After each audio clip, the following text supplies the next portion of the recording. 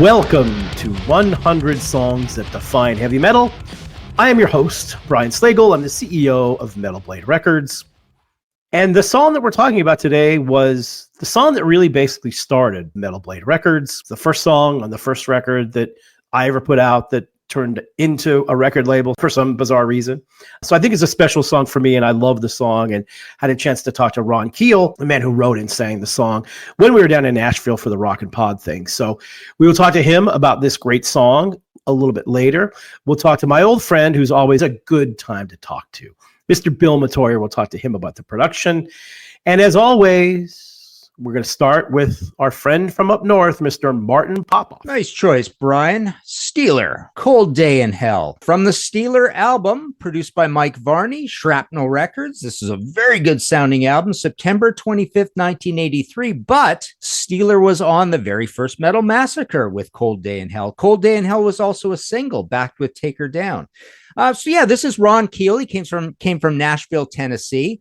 But the other famous thing about the Steeler album, of course, is that it is the first record that Yngwie Malmsteen is on when he arrived in LA. And then Ron quickly dismantled Steeler and went on to put together the Keel band, and they were very prolific. Good band. And then Yngwie went on to Alcatraz. But yeah, you can hear Yngwie, putting in all his licks on these songs. He's got some songwriting credits on it, but others not. It's not an over-the-top Yngwie-centric sort of album. It's just a really good album, well recorded. September 25th, 83. So we're talking, late, if we want to compare this to the new wave of British heavy metal. We're kind of nearing the end of the new wave of British heavy metal, and there's this ascendant hair metal scene in America. And this fits kind of in there, but a little more meat and potatoes, a little more standard early days neo-American power metal to this album. But great album. I remember that song just being an anthemic song. It kind of made the rounds. Yngwie signed my copy and put wrong key moo on it, pointing to Ron. So maybe they didn't quite get along, and maybe clashing between the two of them might have been some of the problem why this band had to disband. It was definitely a cool song, just a cool standard heavy metal song, a little down market from Rat, but not too far off the mark. So yeah, great choice, good historical, important song in the rise of the American metal scene as the new wave of British heavy metal is sundowning. Cold Day in Hell, Steeler. Thank you, Martin. There's the entire history of this song, talking about the first Steeler album. And the one I want to talk to mostly about today is the original version of it, which was on the Metal Massacre album, which Martin does mention there as well. Again, talking about Yngwie being in Steeler. So interesting little side note on that. We'll talk about this, I'm sure, a little bit more, but when Yngwie Malmsteen came to LA, my friend John Cornarins, who was the associate producer on the first Metal Massacre album, and also was involved in the fanzine that I was doing, New Heavy Metal Review, REVUE, don't ask why that spelling. But he was kind of helping Yngwie, and Yngwie was looking to get into a bigger band. So he had auditioned for a lot of guys that were in and around LA. And I was still working at the record store at that time, and Graham Bonnet's manager came into the record store once, because he would come in every once in a while, Graham's manager. And he said, "Hey, do you know any guitar players in LA? We're looking for a guitar player." I said, "Well, by chance I do," and mentioned Yngwie's name. And about 2 days later, I get a phone call from John Cornarins, and he's at the rehearsal studio with Graham and all the band there, which turned out to be Alcatraz, of course. And he was like, John's like, they want him in the band. What do I do? I said, "Well, I don't know. I mean, got to figure out how this stuff works," because we were just dumb kids back then. We had no idea. So Yngwie ended up signing whatever they gave him to sign, which might not have been the best move, but he wanted to get in a band, and none of us knew what was going on. But anyway, that's how Yngwie got with Graham Bonnet. Just a chance encounter in the record store. And the rest is Yngwie history. AI is incredible. It can teach you how to fry an egg and even write a poem, pirate style. Yarr! But it knows nothing about your work. Slackbot is different. It doesn't just know the facts. It knows your schedule. It can turn a brainstorm into a brief. And it doesn't need to be taught. Because Slackbot isn't just another AI. It's AI that knows your work as well as you do. Visit slack.com/meet Slackbot to learn more. The world moves fast. Your workday, even faster. Pitching products, drafting reports, analyzing data. Microsoft 365 Copilot is your AI assistant for work. Built into Word, Excel, PowerPoint, and other Microsoft 365 apps you use. Helping you quickly write, analyze, create, and summarize. So you can cut through clutter and clear a path to your best work. Learn more at Microsoft.com/M365 Copilot.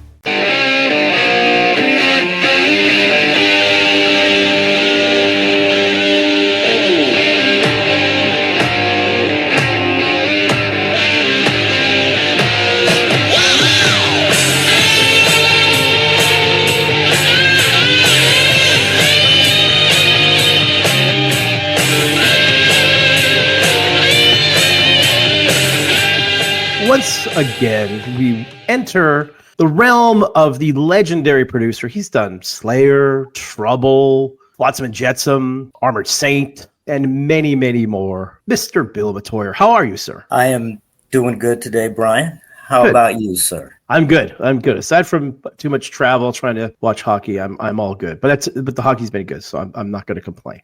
So Steeler, you came in a little bit later on them. Did we ever hang out, or did you ever come by and hang out at as Ron Keel mentioned, at the Steeler Mansion? No. You know, growing up in LA, you saw their name on the Sunset Strip with all the rest of the heavy metal bands. But for some reason, I had never seen them live. The first time I really heard Steeler was, where was it? Who was that kid that put out a compilation record? He worked in Woodland Hills Metal Massacre 1. That's the first time I had really ever heard of Steeler, to be honest with you. Yeah, I couldn't remember if you were around, because that was it was Betsy Bitch's house, and then the Steeler Mansion was kind of the two places that we used to go hang out at after going to shows and stuff. And I couldn't remember because you came in, like I said, a little bit later, so I couldn't remember if you were there. And towards the end, I remember we were out there one night, and somebody had to go to the liquor store or something to get probably more beer or something dumb like that. And it started to become that neighborhood. We just walked over there, by the way, and that neighborhood was a little like, okay, it's starting to go downhill now. So that's when I think we stopped doing too much hanging out at the Steeler Mansion. Yeah, I came along a little later, I suppose. Yes.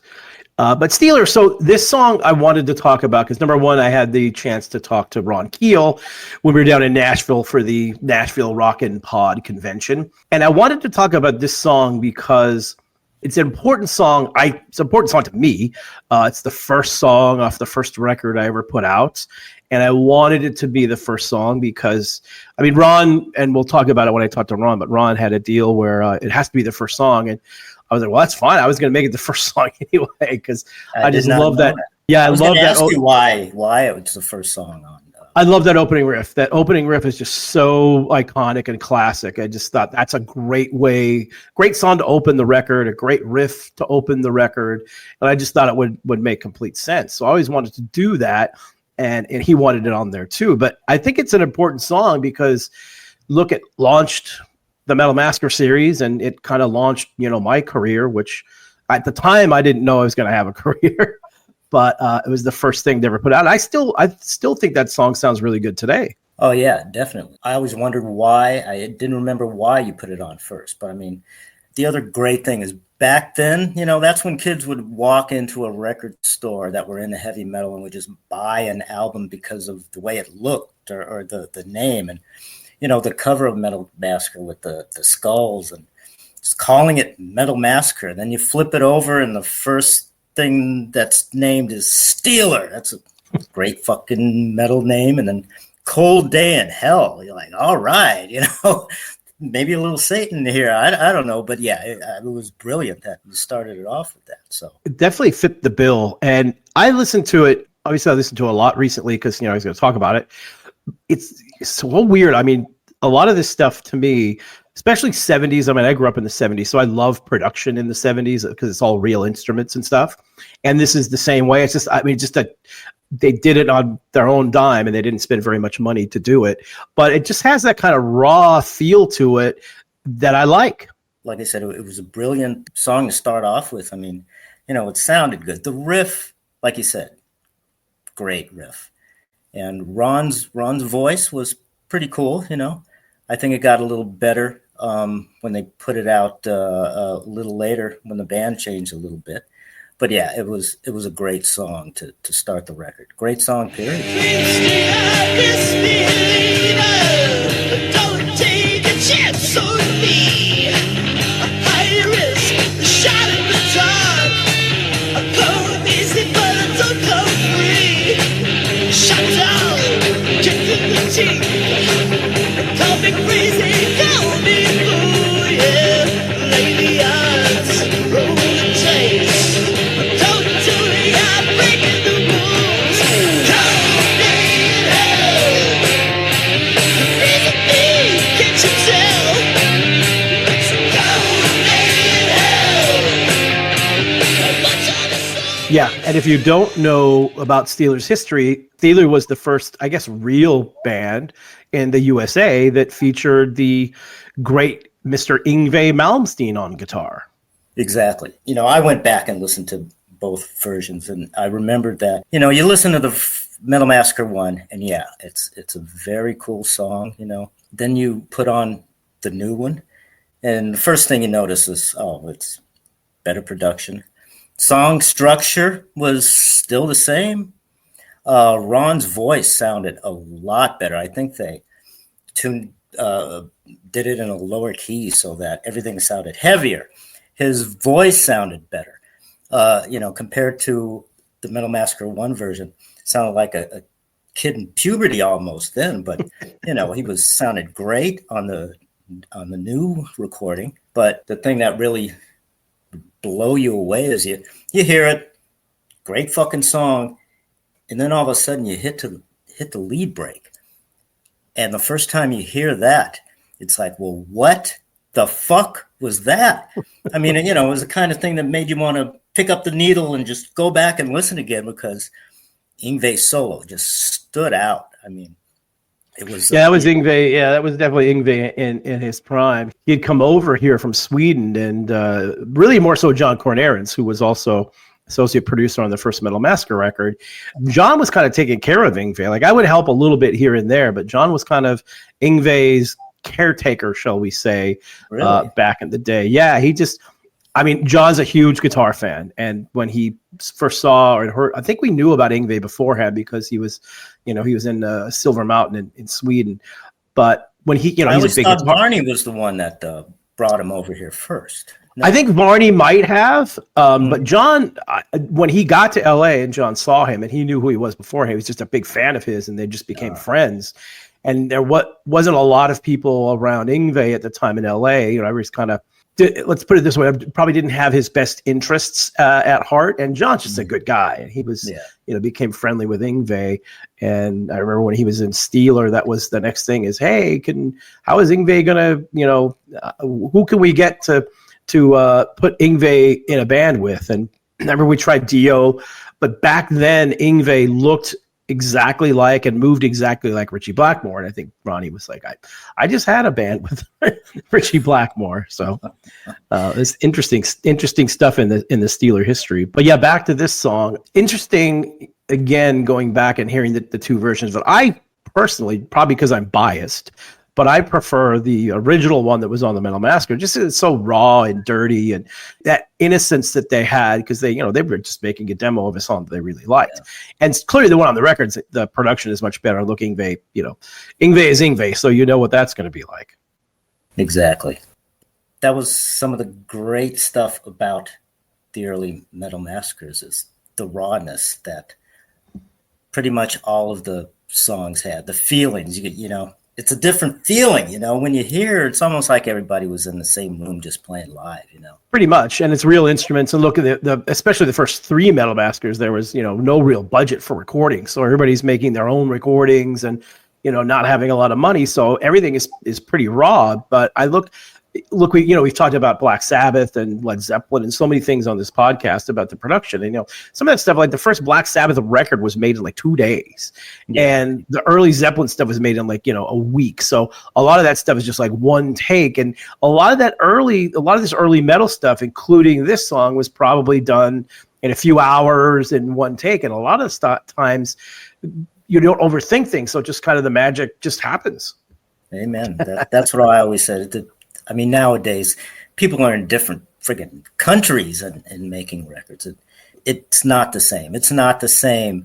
We grew up in the 70s. What did the bands do then? They all got in one room and they played. And you recorded everybody and you just picked the best take.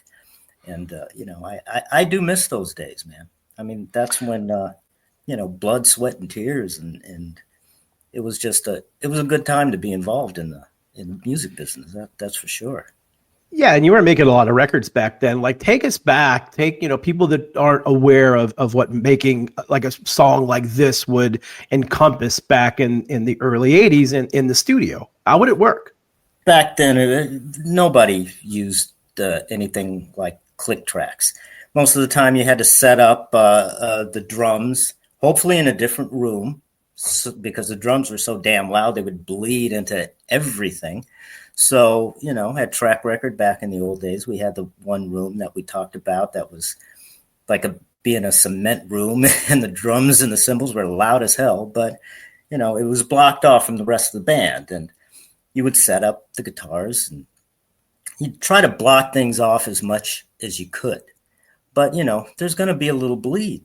And the singer might be in the control room with us singing along. And you pressed a button and it was just, let's go, guys. And, it's just like recording their rehearsal.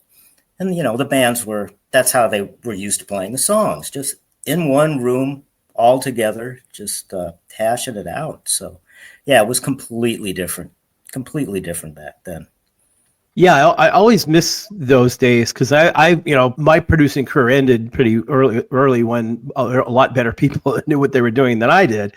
I was just doing it out of necessity in the early days, but it was fun being in the studio, and I only made records like that way with no click tracks, no nothing, and you have to arm the faders and all that stuff. But it was a lot of fun to do that because, again, you're making the music with just the actual people playing their instruments, and you have to make their instruments sound good. And like nowadays, I have great respect for everybody that's able to do it these days. And like you came from the beginning where it was super difficult to do, and now it's easier. But that's a big transition to go from doing all that stuff to now working like with Pro Tools and all the bells and whistles you have now. Oh, yeah, it's completely different. Sometimes I really miss the old ways because most of the music that's coming out nowadays, play into a click track, put it on the grid, make everything super perfect.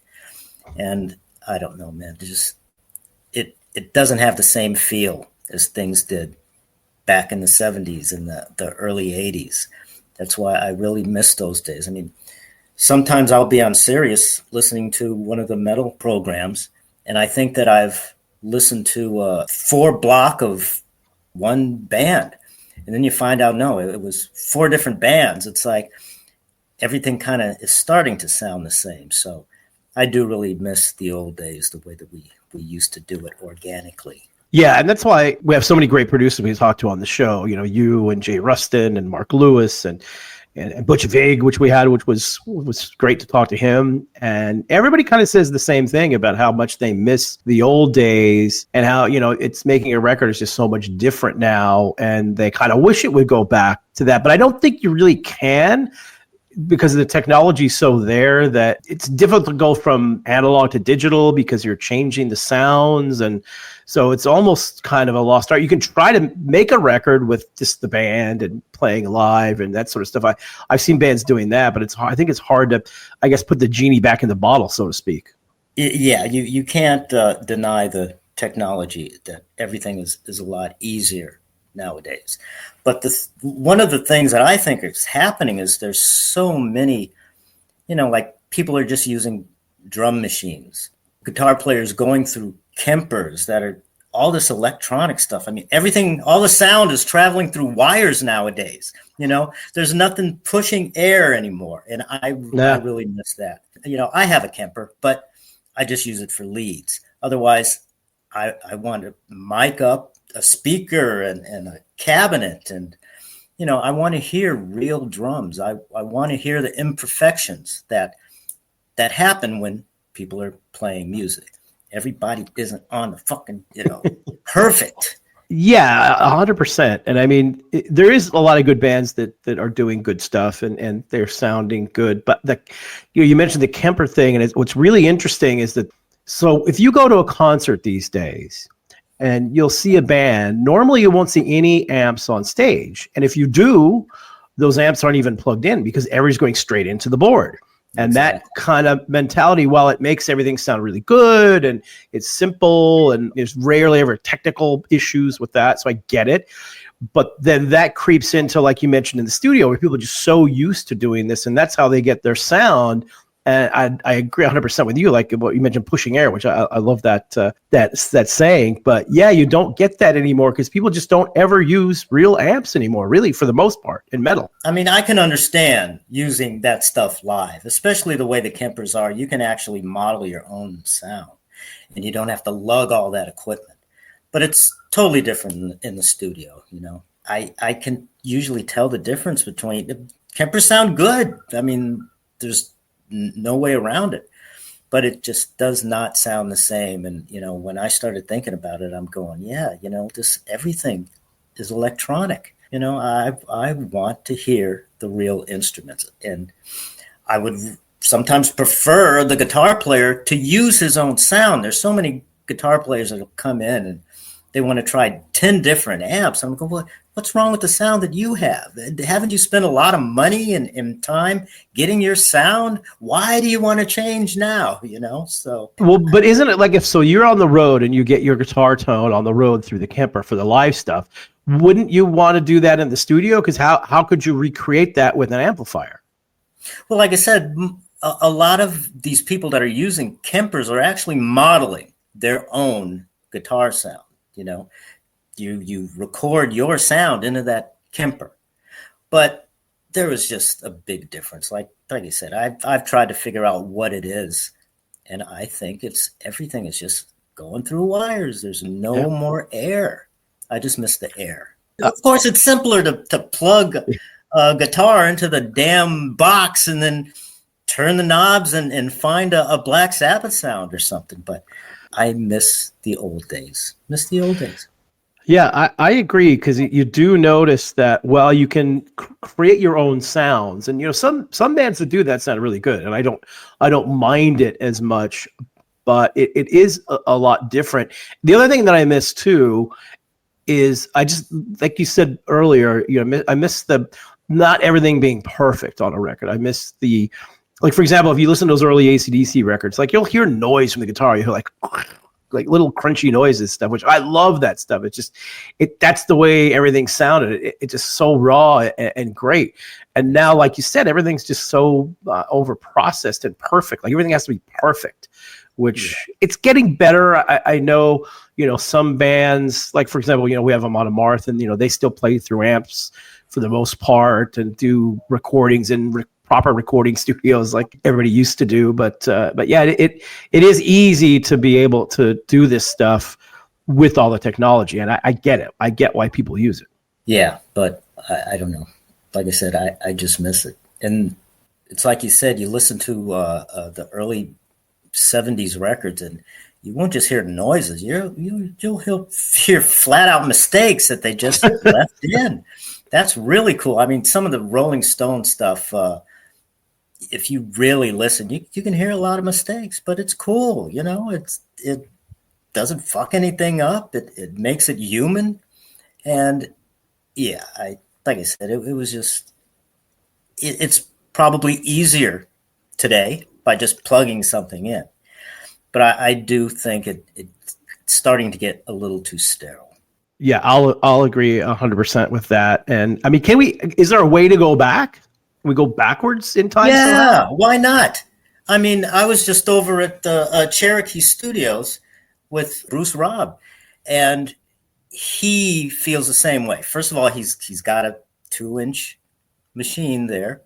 He Awesome. puts everybody in this one room live, just miking up everybody except maybe the singer, and pushes the record button on the 24 track. And I mean, it sounds great. Then you take that and then you stick it in the Pro Tools and do whatever you have to. But, you know, I was over there recently talking to Bruce Robb. Yeah, he's, you know, all the millions of records that he's done, that he has sold.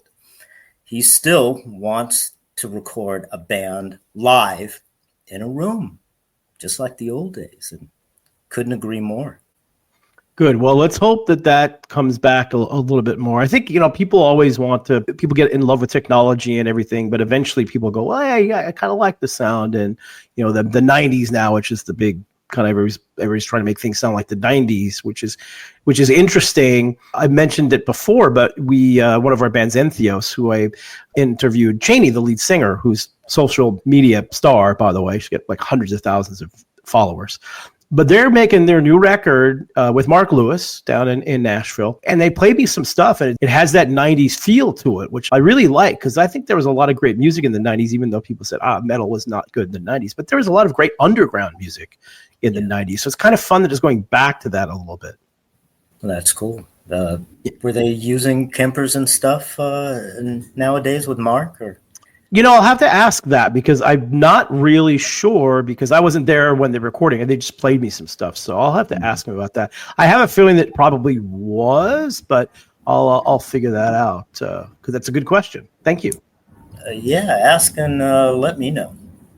I will. All right, my friend. Well, thank you so much again for doing this. Always love when you come on and we can talk about this stuff. It's super fun, and it's always good to see you as well.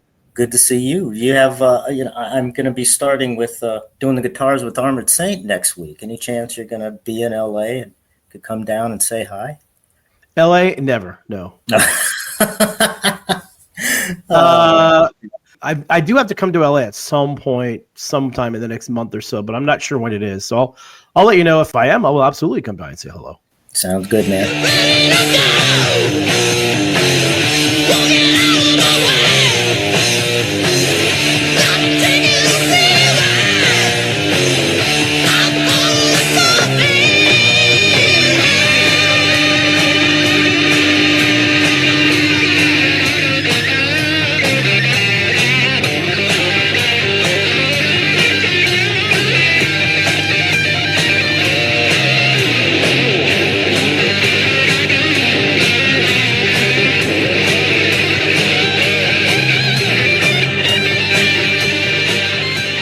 Here we are once again at RockNPod Expo in Nashville, Tennessee, welcoming in my old friend who's got an entire cottage industry in his career now. He's doing anything and everything.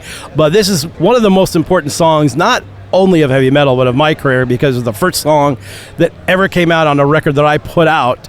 Of course, talking about the great Ron Keel and the great Steelers song, Cold Day in Hell. Wow. It's great to be here with you, Brian, at RockNPod. And I can't thank you enough for really kickstarting my career in 1981 with Metal Massacre and featuring Steeler, Cold Day in Hell, as track one, side one of that epic compilation release that featured Rat, Metallica, and so many other greats. Really proud to be a part of that fabric of your career and Metal Blade Records. Congratulations. Thanks, man. Well, you guys were fun, because we had our scene going on there, right? And there's two places we would go to party. It would either be Betsy Bitch's mom's house or the Steeler compound. We were there all the time. And I just remember, I mean, the scene was great back then, but the parties and the hanging out was always so much fun. Those other guys, the Nashville Steeler guys that were out there were super great. The Nashville Steeler guys are actually coming down. Oh, nice. Robert Eva, who played drums on Cold Day in Hell, and Michael Dunnigan, the guitar player. They're going to be here any minute. We're going to get a photo with you. Hell yeah. That's one of our missions today. But for you to include Cold Day in Hell in the 100 songs that define metal is truly a thrill and an honor. You have so many great songs and so much great history in our industry. Just proud to be a part of that, man. Tell you what, though, I think that when we talked about putting it on the record, and I didn't know anything about making a record or anything like that, but I think the one thing that you wanted was to be the first song on the first side, I was already going to put that song the first. I mean, the opening riff is so incredible. And that song is so iconic. I listened to it when we reissued the record, a couple years ago. I got the test pressings and put it on. It's like, man, that riff and that whole song is just so great. Like, how old were you when you wrote that? I was, 21 years old maybe? And that's a song that if I was a really good guitar player, I wouldn't have written it. I'm a rhythm player, a songwriter, and you could play Cold Day in Hell with one finger, literally. But the message about that time, that era, is timeless. I was trying to figure out how to write songs, and using colloquial phrases like Cold Day in Hell, Hot on Your Heels, Backseat Driver. I mean, most of the songs in that first Steeler album are those phrases that we've all known and grew up with.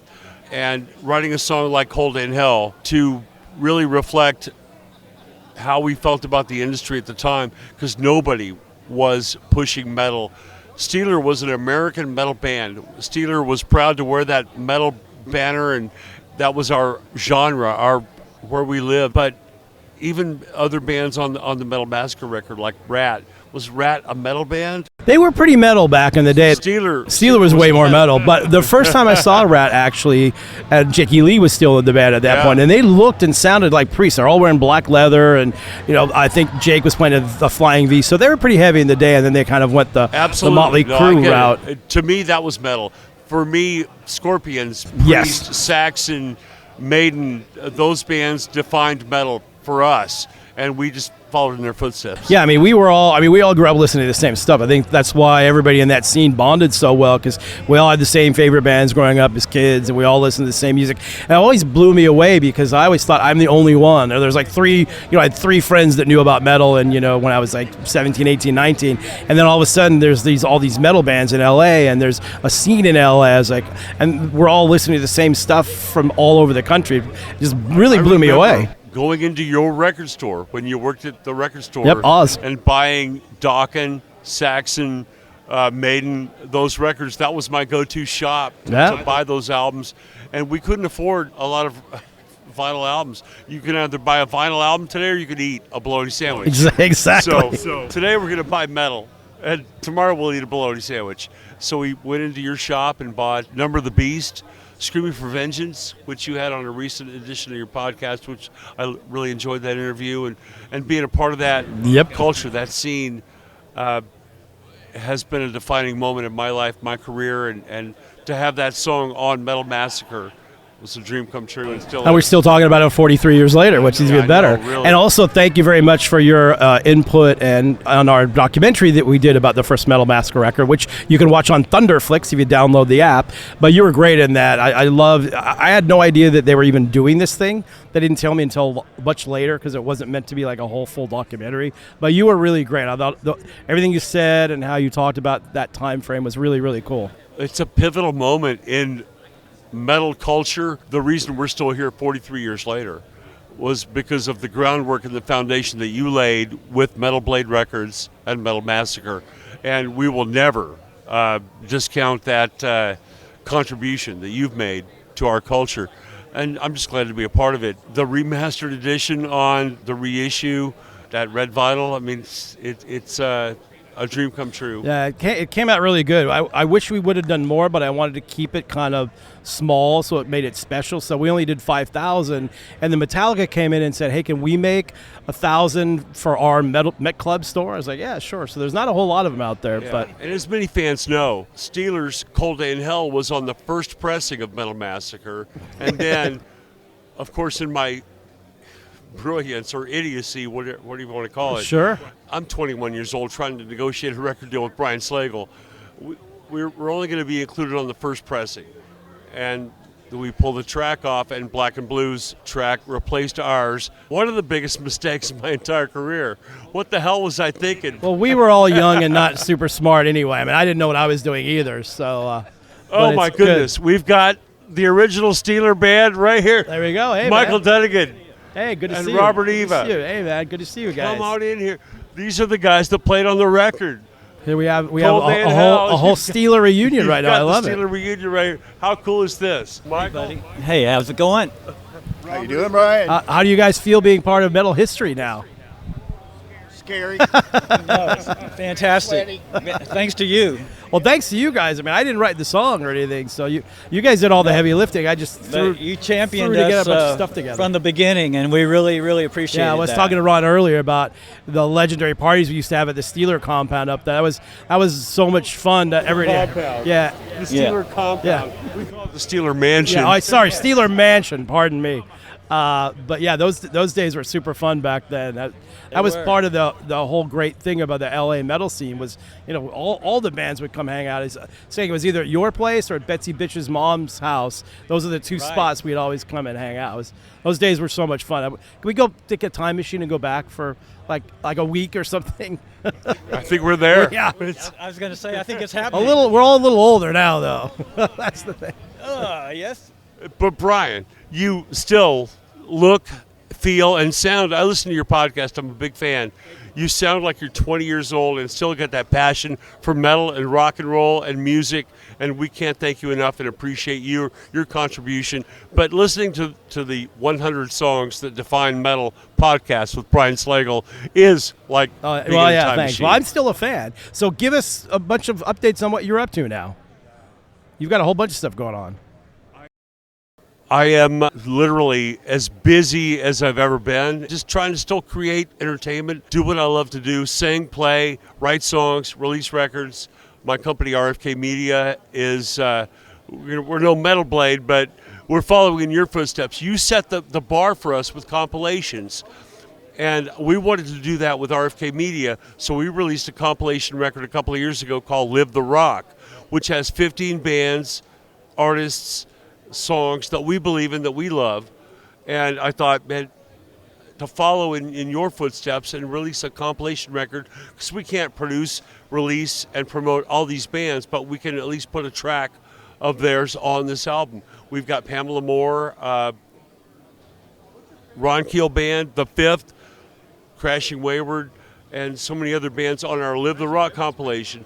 And we literally stole the business model from you, because those compilation albums that you did were so influential in our culture and our history. So we're glad to be just a thread. I love the entrepreneurial spirit. That's you what do. we're all doing You it do. for, right? Yeah. Yeah. I mean, that's still the most fun for me, is just being able to get up and do whatever you want to do, and not sell to a major or any of that stuff. But we need more and more people like you to keep all this good music going. Metal Blade has achieved a legendary level of success. What do you think about releasing the new Steeler album next year? Never say never. Never say never. Because the guys in the band, we are actually creating new music. We've got the classic lineup: Rick Fox, Mark Edwards, Oh, cool. and Ron Keel, with Mitch Perry on guitar, who replaced Yngwie in '83. Yeah, I talked to Mark recently. It was kind of fun catching up with him, and he was telling me about his whole thing to getting back to playing drums. I mean, that's a crazy story in and of itself. It is really amazing that he's come back from his handicap to really playing drums, and I can't wait for the world to hear this new Steeler music. That's Steeler awesome. Music. And Mark Edwards, just for you guys that don't know, was a really amazing drummer that we put some stuff out on Metal Blade back in the day, and he's also in Steeler. And we're not done yet. Good. Once again, Brian, before we wrap up, I can't thank you enough for your influence on our culture, on my life, my career, and our friendship for over 4 decades now. I appreciate you, and thank you so much. Same here. Appreciate you as well, and thanks for being a part of all of this. I mean, it's a very big, important part. So without you and all the other bands, none of this exists. So it's all good, my friend. It's all good. All right, sir. Thank you. Brian Slagel, Ron Keel, long live metal. Yes, absolutely. Thanks, dude. Thanks for doing this. Good to see you. Thank you, man. There you have it. Big thanks to Ron Keel. Always great talking to him. And I haven't seen him for years. And the other Steeler guys came down as well when we were there. I think you heard that. And that was a lot of fun to reconnect with those guys after all these years. Also great talking to Bill Metoyer, another man I've known for way too long. Of course, Mr. Martin Popoff with all of his insights. We always appreciate him. And our theme song by the great Lizzie Borden. And it's all put together by the captain of the ship, Mr. Christian Blatt, who makes it all happen. And that's the end of this episode. We'll see you guys again next episode. 100